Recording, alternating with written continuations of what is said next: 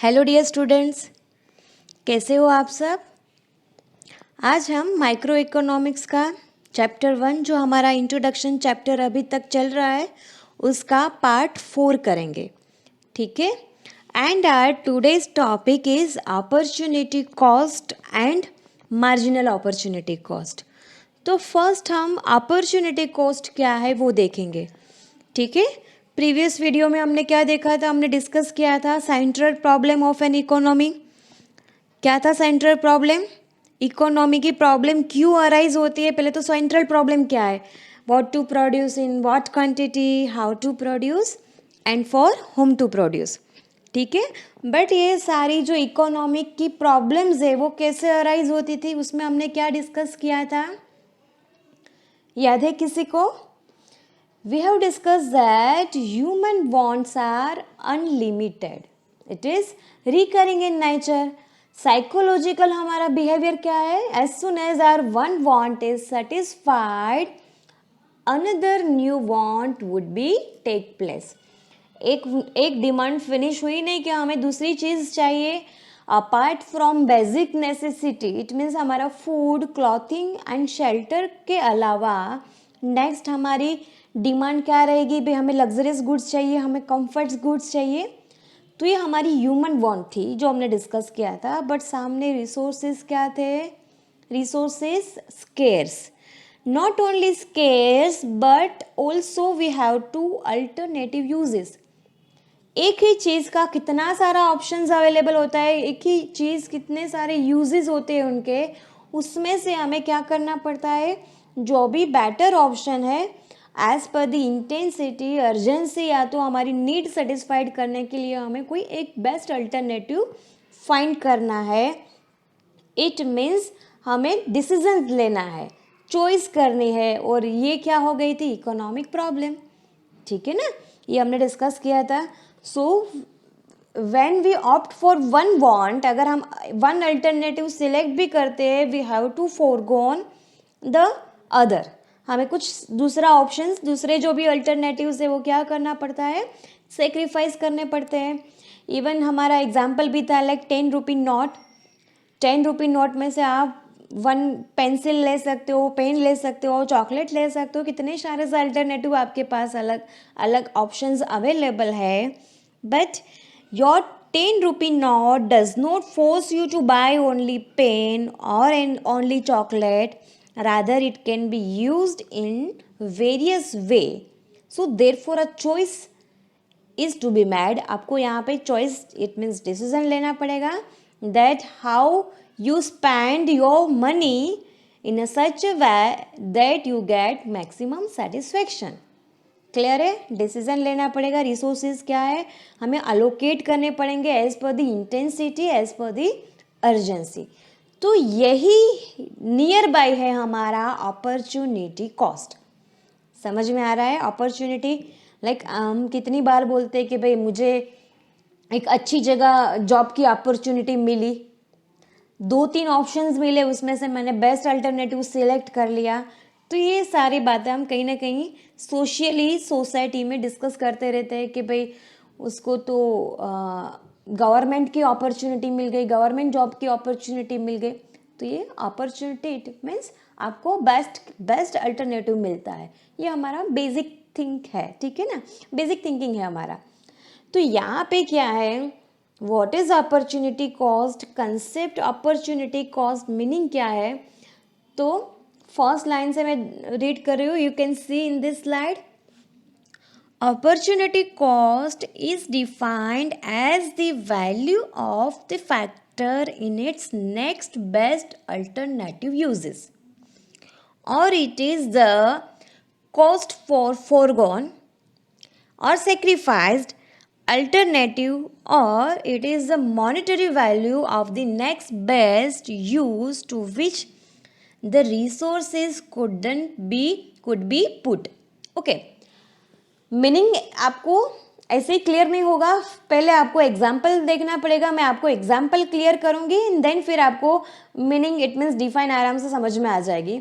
Even we can say that, हमने ये भी डिस्कस किया था that a plot of land, एक सिंपल आपके पास एक लैंड है, स्टार्टिंग से हम बोल रहे हैं कि भाई रिसोर्सेज क्या है, scarce.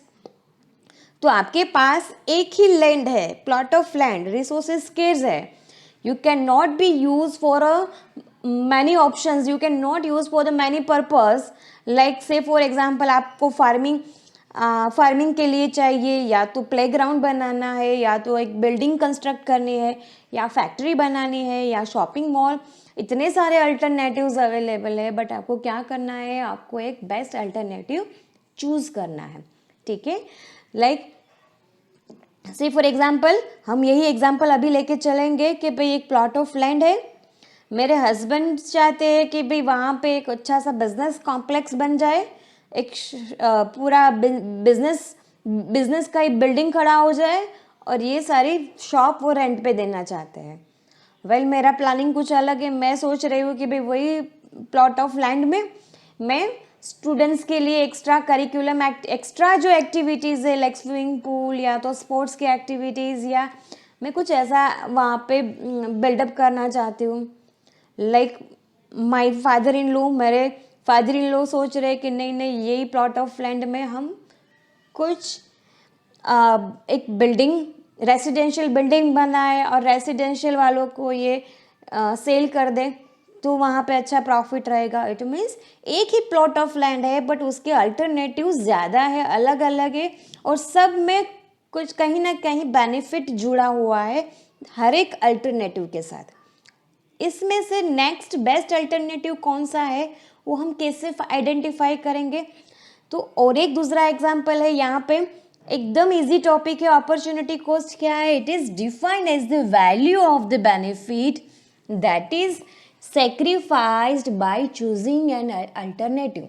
It mean say for example मेरा अल्टरनेटिव वहाँ पे फाइनल हो गया कि भाई मैं स्टूडेंट्स के लिए कुछ करना चाहती हूँ, स्पोर्ट्स में, स्विंग में कुछ अलग अलग एक्टिविटीज़, वहाँ पे पूरा एक्टिविटी जोन बनाना चाहती हूँ। तो वहाँ पे अगर वो डिसीजन हम लेते हैं तो जो नेक्स्ट बेस्ट अल्टरनेटिव, या तो बिजनेस बैकग्राउंड, बिजनेस जो कॉम्प्लेक्स बनाना है, वो हम क्या करेंगे, सेक्रीफाइस कर देंगे, ठीक है। अगर आप कोई एक ऑप्शन सिलेक्ट कर रहे हो, दूसरा ऑप्शन क्या करना पड़ेगा, आपको फोरगोन्स गिव अप करना पड़ेगा, सेक्रीफाइस करना पड़ेगा। तो यहाँ पे हमारी डिफाइन क्या है, it is defined as the value of the benefit that is sacrificed by choosing an alternative. आप कोई एक अल्टरनेटिव सिलेक्ट कर रहे हो, इट मीन्स अब दूसरा जो बेस्ट अल्टरनेटिव है, नेक्स्ट बेस्ट अल्टरनेटिव है, उसको क्या कर रहे हो, सैक्रिफाइस कर रहे हो। वो क्या हो गई आपके लिए, अपॉर्चुनिटी कॉस्ट। यहाँ पे पहले एग्जाम्पल देखेंगे फिर डिफाइन समझेंगे हम। Say for example we can also say that opportunity cost of any commodity is the amount of other good which has been given up in order to produce the commodity. Okay, example से ही पहले start कर देते हैं। A person is working in a college A, एक बंदा है जो ए नाम का एक बंदा है, एक पर्सन है, वो कहाँ पे जॉब कर रहा है, ए कॉलेज में जॉब कर रहा है, जहाँ पे उसकी सैलरी है 70,000 पर मंथ, ठीक है। वापिस एक पर्सन है, वो कॉलेज एक ए नाम की कॉलेज में जॉब कर रहा है, वर्किंग पर्सन है, एंड वहाँ पे उसकी सैलरी कितनी मिल रही है, 70,000। But he has a 2 option, उसके पास और भी 2 ऑप्शन है, like to work in college C में जाए तो उसको कितनी सैलरी मिल रही है, 65,000। To work in college D, अगर डी ऑप्शन सिलेक्ट करता है तो उसकी सैलरी कितनी है, 62,000 पर मंथ। अभी जहाँ पे जॉब कर रहा है उसकी सैलरी कितनी है, 70,000। इन एनी केस अगर वो यहाँ पे उसके पास 2 अल्टरनेटिव है, एक 65,000 वाला, एक 62,000 वाला, तो यहाँ पे नेक्स्ट बेस्ट अल्टरनेटिव क्या है, 65,000, ठीक है। In this case opportunity cost of working in college A is 65,000। It means आपने अभी कॉलेज ए सिलेक्ट किया है, आप कॉलेज ए में जॉब कर रहे हो, 70,000 वहाँ पे आपको सैलरी मिल रही है। इट मीन्स आपका जो नेक्स्ट बेस्ट अल्टरनेटिव है 65,000, वो आप क्या कर रहे हो, वो आप फोरगोन या तो सेक्रीफाइस कर रहे हो. So that is to say salary he would get in college C, cost of forgone alternative, उसको आपको छोड़ना पड़ रहा है because it has the value of the next best alternative between college C and D. Clear है. यहाँ पे एक कॉलेज में से कितनी सैलरी मिल रही है उस पर्सन को, 70,000. इन एनी केस 70,000 वाली जॉब जो अभी वो वर्किंग है, वो उसकी जॉब मतलब कुछ रीजन से उसने छोड़ दी, तो फिर उसके पास नेक्स्ट दो अल्टरनेटिव कौन से बचते हैं, तो one of the best alternative है 65,000. अगर वो 70,000 वाला सिलेक्ट करता है, या तो 70,000 वाली जॉब उसने छोड़ दी, या तो फ्यूचर में एंड इन एनी रीजन वो छोड़ रहा है, तो वो क्या कैलकुलेट करेगा अब इसकी, भाई उसकी next best alternative, next options क्या है उसके हाथ में. तो बेस्ट कॉलेज अब क्या है उसके पास, 65,000 सैलरी जो दे रहा है कॉलेज सी, जो अभी उसके लिए क्या है, अपॉर्चुनिटी कॉस्ट. समझ में आ रहा है.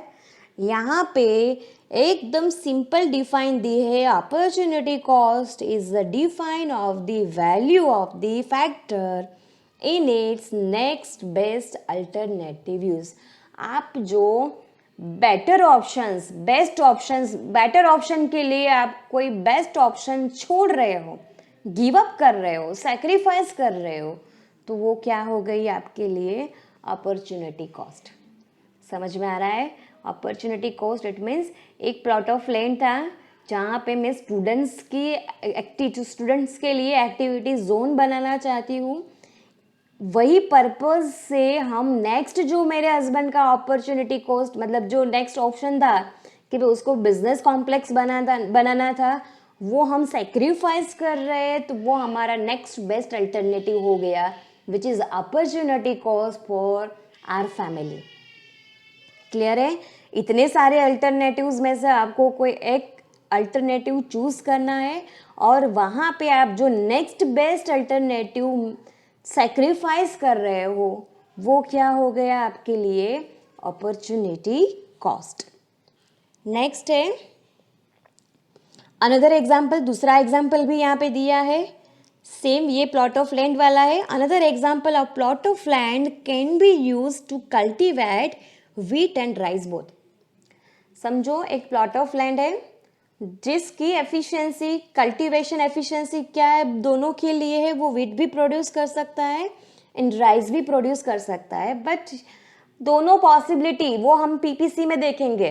पीपीसी जो नेक्स्ट पॉइंट मतलब नेक्स्ट वीडियो में मैं कराऊंगी.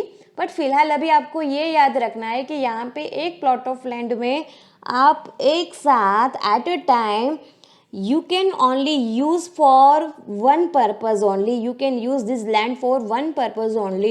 या तो आप राइस प्रोड्यूस करोगे या तो आप व्हीट प्रोड्यूस करोगे.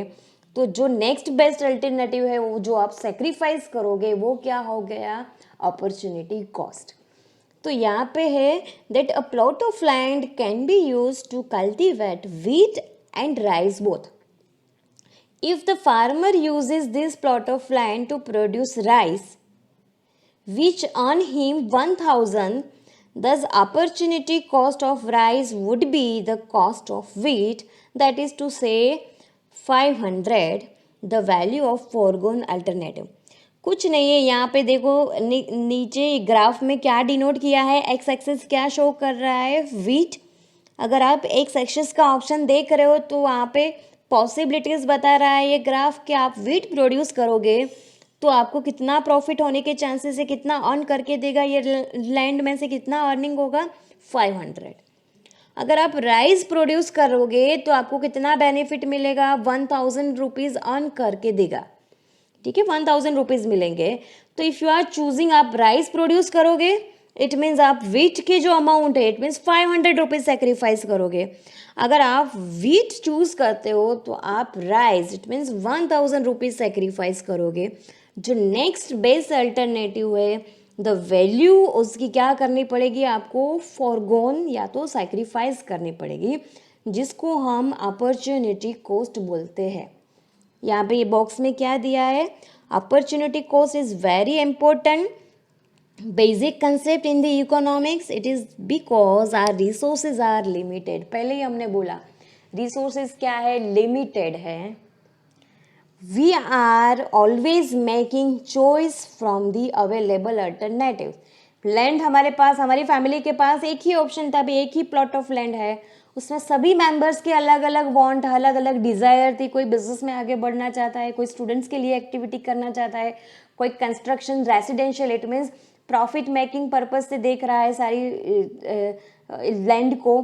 तो ये क्या हो गया, thus the opportunity cost of using a resources is defined as the value of next best uses to which that resources could be put.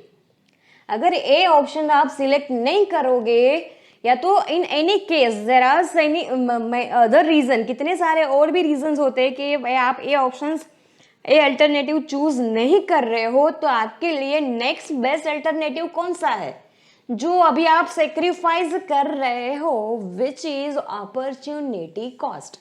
समझ में आ रहा है? मुझे अहमदाबाद भी जॉब मिल रही है जहाँ पे मेरी मम्मी का घर है, मुझे राजकोट भी जॉब मिल रही है, एंड मुझे मोरबी में भी ऑप्शंस है जहाँ पे मेरे इन लॉज रहते हैं। तो से फॉर एग्जाम्पल अभी मैं मोरबी की जॉब सेलेक्ट कर रही हूँ, but with the sacrificing Ahmedabad वाली जॉब जहाँ पे मुझे सैलरी भी ज़्यादा मिलती है, या तो मेरी मम्मी का भी घर वहाँ पे है, बट वो अभी जो डिसीजंस मतलब आई कांट टेक, इनकन्वीनियंट रहेगा वहाँ पे जाना, तो ये क्या हो गया है मेरे लिए, ये अपॉर्चुनिटी कॉस्ट कहलाएगी। For me it is my next best alternative. ठीक है, तो ये क्या हो गया, आपको एक ऑप्शन सिलेक्ट करने के लिए दूसरे सारे ऑप्शंस, या तो जो नेक्स्ट बेस्ट अल्टरनेटिव है उसको सैक्रिफाइस कर रहे हो, फोरगोन कर रहे हो, गिव अप कर रहे हो, तो ये आपके लिए इकोनॉमी में कॉस्ट इंडिकेट करता है, which is opportunity cost. Because हमने क्या देखा, रिसोर्सेज आर स्केर्स, और सारे रिसोर्सेज जो स्केर्स रिसोर्सेज है, even scarce resources have many alternative uses. ठीक है, और यही तो प्रॉब्लम ऑफ चॉइस हो गई थी हमारी। तो यहाँ पे अपॉर्चुनिटी कॉस्ट क्यों आया, समझ में आ गया आपको? नेक्स्ट, हमारा नेक्स्ट टॉपिक है आज का marginal opportunity cost. Opportunity cost simply हमने देख लिया, जो हम सेक्रीफाइस कर रहे हैं, फोरगोन कर रहे हैं, the value of next best alternative uses.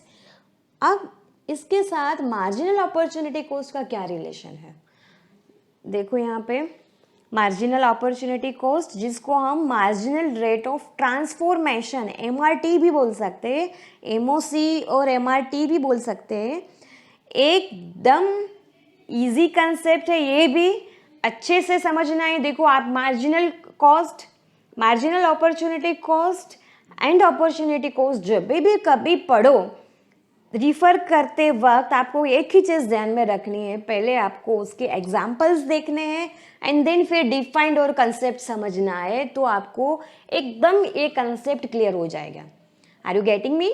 तो फर्स्ट क्या करना है आपको, एग्जाम्पल्स हम देखेंगे एंड देन फिर कंसेप्ट, तो एकदम समझ में आ जाएगा।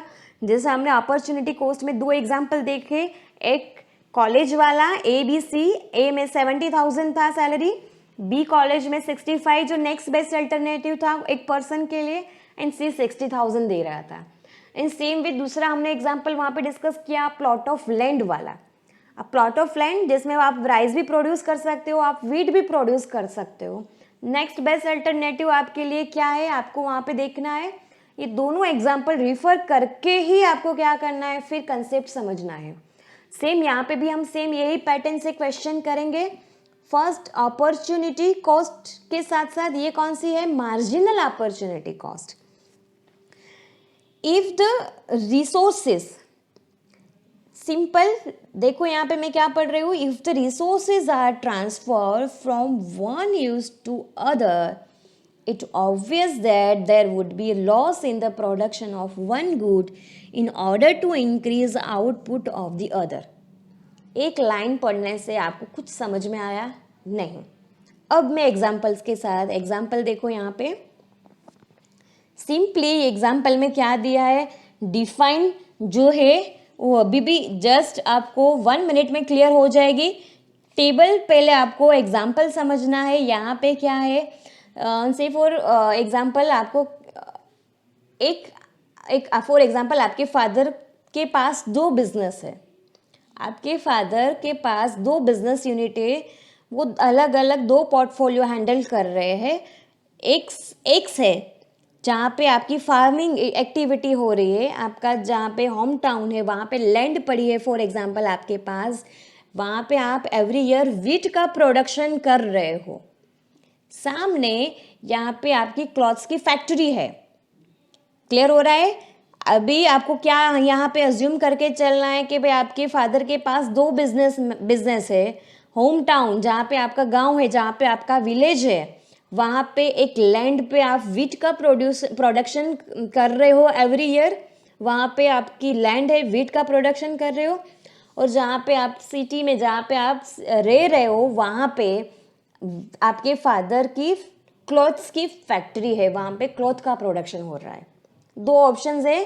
गांव में क्या है आपके पिताजी के पास, आपके फादर के पास गांव में क्या है, वो क्या कर रहे हैं, व्हीट का प्रोडक्शन।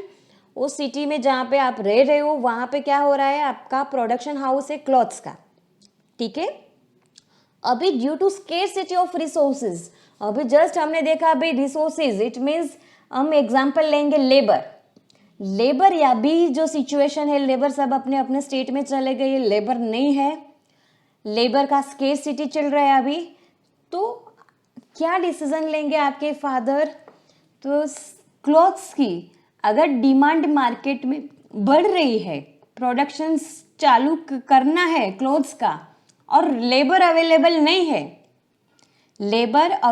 नहीं है, तो क्या करेंगे आपके फादर, समझो जो व्हीट का प्रोडक्शन कर रहे हैं वहां पे आपके पास लेबर अवेलेबल है, इट मीन्स गांव में लेबर व्हीट का प्रोडक्शन करने के लिए अवेलेबल है, और क्लोथ्स का प्रोडक्शन करने के लिए लेबर अवेलेबल नहीं है।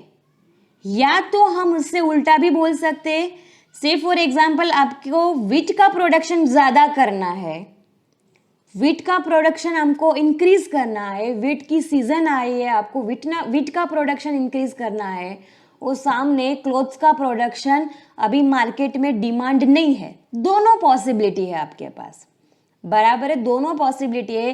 कहीं एक जगह डिमांड बढ़ गई तो लेबर आप क्या करोगे, resources are transfer from one unit to another unit, आप एक जगह से दूसरी जगह वही लेबर को यूज करोगे।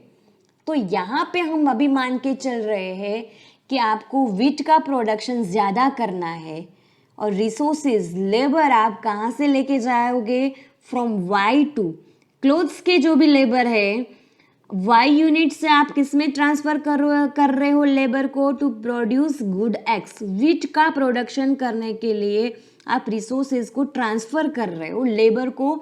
प्रोडक्शंस जो क्लॉथ के कर रहे थे अब तक, आप वो लेबर को because of the scarcity of resources आप वो लेबर को कहाँ पे भेज रहे हो, व्हीट, इट मीन्स गांव भेज रहे हो व्हीट का प्रोडक्शन करने के लिए।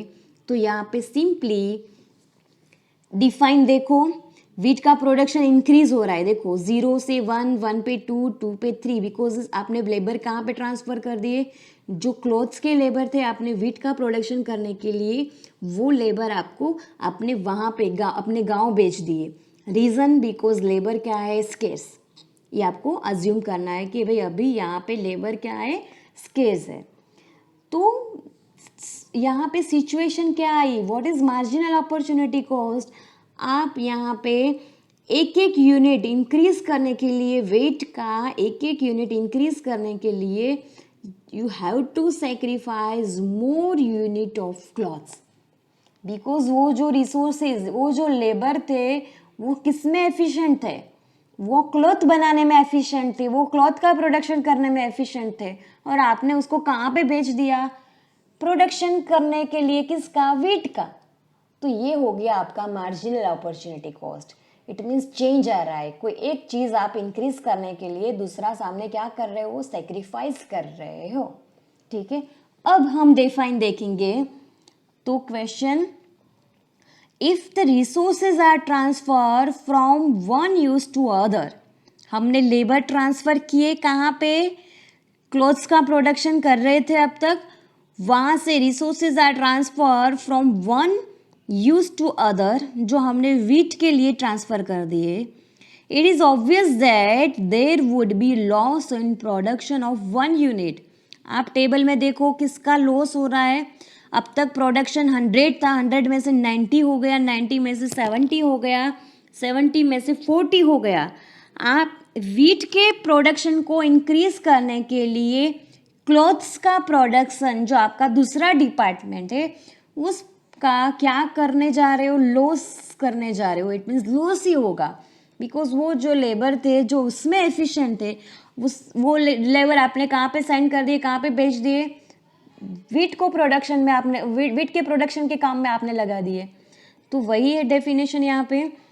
सो to this is the loss is marginal opportunity cost which is technically termed as a marginal rate of transformation. आपने लेबर का ट्रांसफॉर्मेशन कर दिया, जो प्रोडक्शन क्लॉथ्स में कर रहे थे अब तक, वहाँ पे उसका एक्सपीरियंस था, वहाँ पे एफिशिएंट है, वही लेबर को आपने कहाँ पे बेच दिया, गांव में वीट का प्रोडक्शन, वीट के काम में लगा दिया। ठीक है, सो meaning MOC is the loss of output of one commodity से Y यूनिट। आपको यहाँ पे किसका लॉस हो रहा है, टेबल में देखो, आपका Y जो गुड है, इट मीन्स क्लॉथ्स का लॉस हो रहा है। अब तक 100 प्रोडक्शन था, उसके सामने अब 90 हो रहा है, देन 70, देन 40 हो रहा है। ठीक है, तो उसके लिए आप क्या कर रहे हो, यहाँ पे क्या है, लॉस किसका हो रहा है, Y यूनिट का लॉस हो रहा है, Y प्रोडक्ट का लॉस हो रहा है when a unit more of other commodity which is X, जो produce by shifting resources from one good to other. Y unit के लेबर आपने X में भेज तो दिए, बट उसके सामने आपको क्या हो रहा है, it is called rate of sacrificed. एक एक यूनिट वीट का प्रोडक्शन इंक्रीज करने के लिए आप सामने 10, 20, 30 से रेशियो में क्लोथ्स का सेक्रीफाइस कर रहे हो। गेटिंग, समझ में आ रहा है, आप क्लोथ्स का सेक्रीफाइस कर रहे हो। तो वही क्या हो गया, rate of sacrifice, marginal opportunity cost और मार्जिनल रेट ऑफ ट्रांसफॉर्मेशन।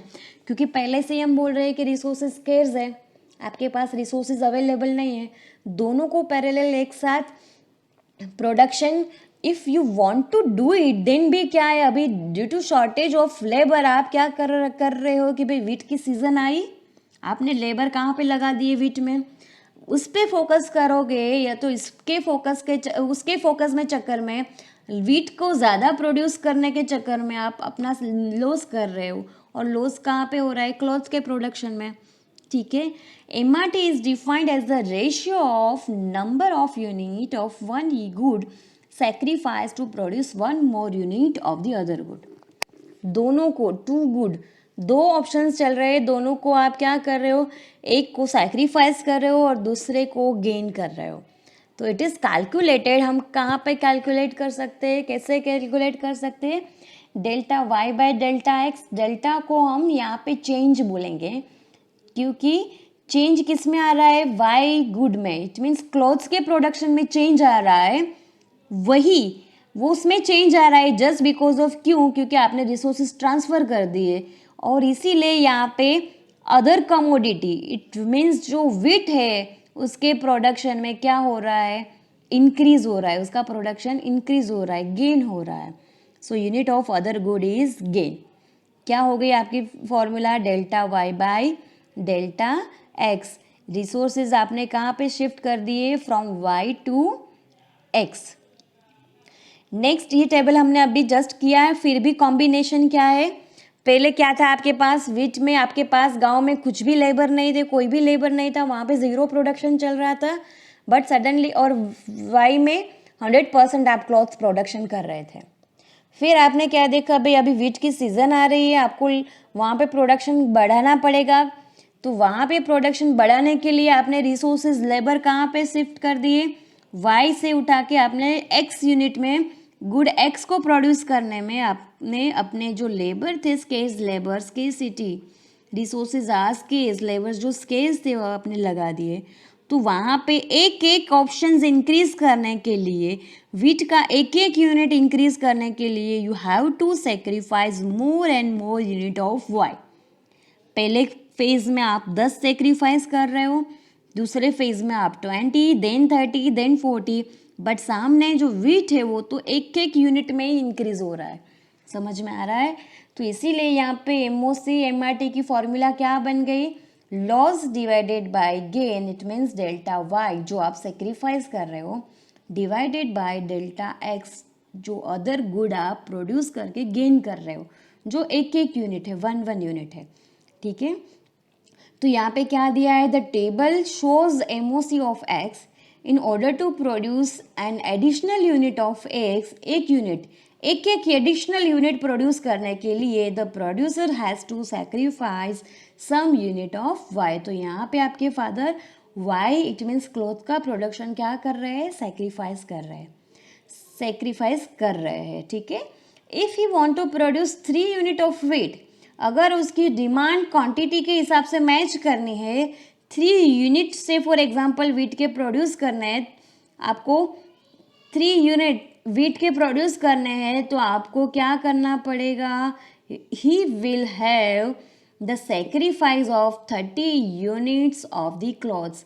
आपको यहाँ पे देखो 30 यूनिट्स है, आपको 30 यूनिट्स क्या करने पड़ेंगे, सेक्रीफाइस करने पड़ेंगे, बिकॉज अब हम क्या कर रहे हैं, 70 माइनस 40, तो आपको 30 यूनिट्स क्या करने पड़ेंगे, सेक्रीफाइस करने पड़ेंगे क्लॉथ्स के 3 यूनिट वीट का प्रोडक्शन करने के लिए, which is marginal opportunity cost, या तो मार्जिनल रेट ऑफ ट्रांसफॉर्मेशन हम उसको बोल सकते हैं। समझ में आ रहा है? नेक्स्ट एक प्रेजेंटेशन ग्राफ दिया है यहाँ पे, MOC की फॉर्मूला क्या मिल गई, हमने क्या फाइंड की, डेल्टा वाई को हमने क्या बोला था, लॉस, जो गुड्स आप सेक्रीफाइस कर रहे हो, it means delta Y by delta X it means आप गेन कर रहे हो। तो 30 यूनिट्स आप सेक्रीफाइस कर रहे हो, हमने जो अभी एग्जाम्पल देखा 3 नंबर वीट का अगर आपको प्रोडक्शन चाहिए, 3 वीट का प्रोडक्शन चाहिए, तो सामने गेन क्या हो रहा है, एक एक यूनिट आप गेन कर रहे हो, 1 में से 2 में गए प्रोडक्शन वीट में, तो भी एक ही यूनिट का आप गेन कर रहे हो, 2 में से 3 में गए तो भी आप एक ही यूनिट का गेन कर रहे हो वीट में।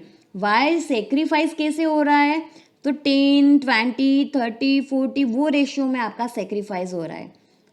तो देन MOC क्या हो गया, स्लोप ऑफ PPC, यहाँ से आपका एक कंसेप्ट स्टार्ट होगा which is production possibility curve.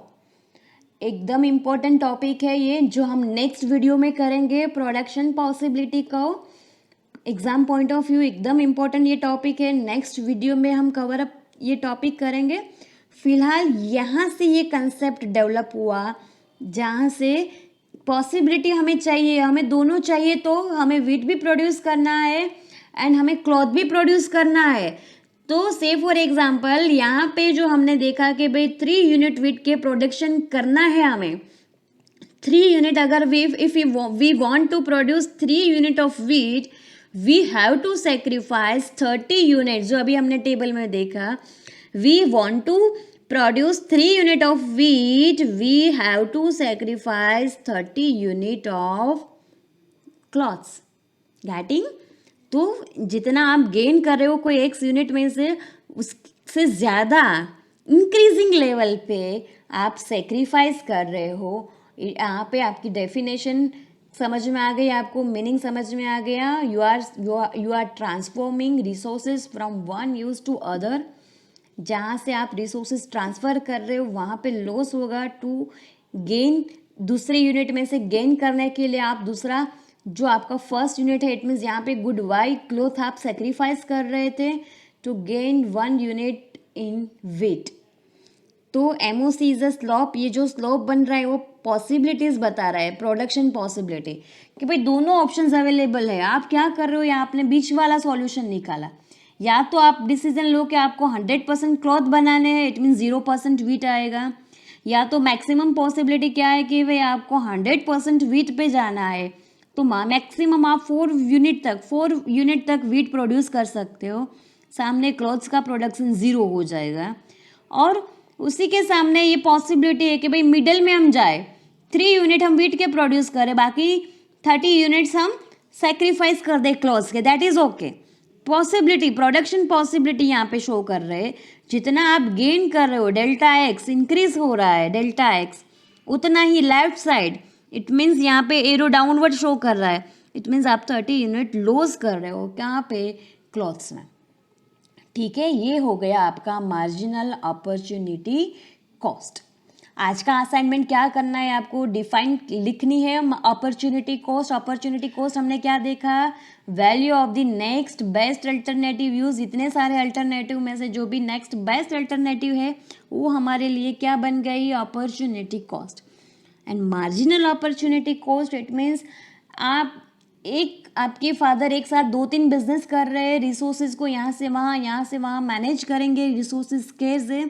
तो हमने यहाँ पे लेबर का एग्जाम्पल देख के, पूरा हाइपोथेटिकल एग्जाम्पल लेके हमने ये क्वेश्चन डिस्कस किया। रिसोर्सेज ट्रांसफर कर रहे फ्रॉम वाई यूनिट में से एक्स, तो वाई को लॉस हो रहा है, टू गेन वन यूनिट, एक एडिशनल यूनिट गेन करने के लिए, विट में आप गेन करने के लिए आप क्लोथ्स का सेक्रीफाइस कर रहे थे, which is marginal opportunity cost, जिसको हम मार्जिनल रेट ऑफ ट्रांसफॉर्मेशन भी बोल सकते हैं।